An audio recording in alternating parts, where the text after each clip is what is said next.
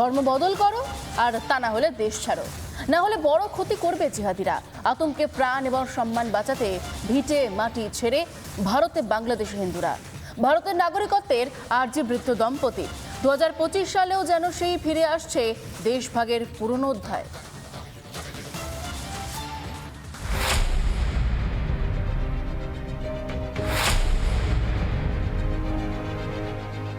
গভীর রাত্রিতে এক কাপড়ে বাড়িয়ে চলে আসেছি, কিছু আনতে পারিনি। এখানে এসে 2 দিনে না খেয়েছিলেন। মেয়ে আছে, বউ আছে, তাদের মানুষের ভয় পাড়া চলে আসে। কি ভাবছেন? বৃদ্ধ দম্পতি দেশভাগের সময়ের গল্প বলছেন? একদমই না। তাদের এই অভিজ্ঞতা একদম টাটকা। 2025 সালের ডিসেম্বরেই তাদের ভিটে মাটি ছাড়তে হয়েছে।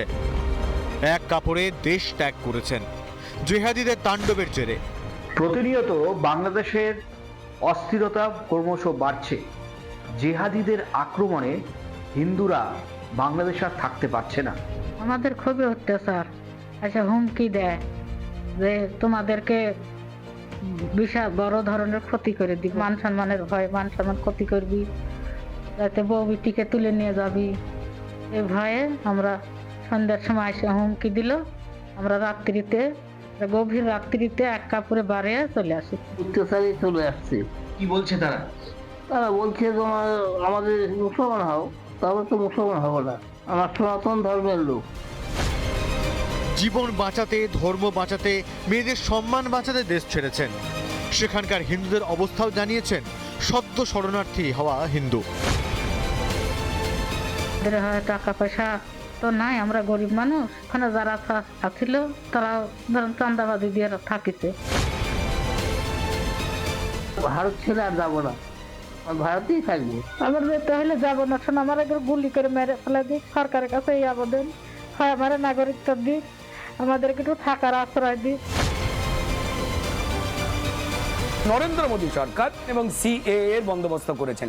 যারা এসেছেন তারা নিশ্চিতভাবে জেনে রেখে দিন যে একটা প্রক্রিয়ার মধ্যে আপনাদেরকে একদম সঠিক সরকারি নাগরিকত্ব প্রদান করা হবেই। বুঝতে পারছেন তো সিএএ কেন দরকার? অনেক শরণার্থী পরিবারের সদস্যরাও সেকুলারিজমের বুলি আওড়ান, দেশভাগের যন্ত্রণার কথা বলেন, কিন্তু কারণটা এড়িয়ে যান, পরোক্ষে জিহাদিদের মাথায় তোলেন। 2025 সালেও কিন্তু বদলায়নি বাংলাদেশ। পদ্মাপাড়ে এখনো তীব্র হিন্দু বিদ্বেষ।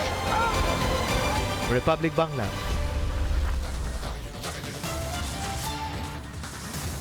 নানা ধরনের কন্টেন্ট দেখার জন্য লাইক করুন, শেয়ার করুন আমাদের ফেসবুক পেজ, সাবস্ক্রাইব করুন আমাদের ইউটিউব চ্যানেল।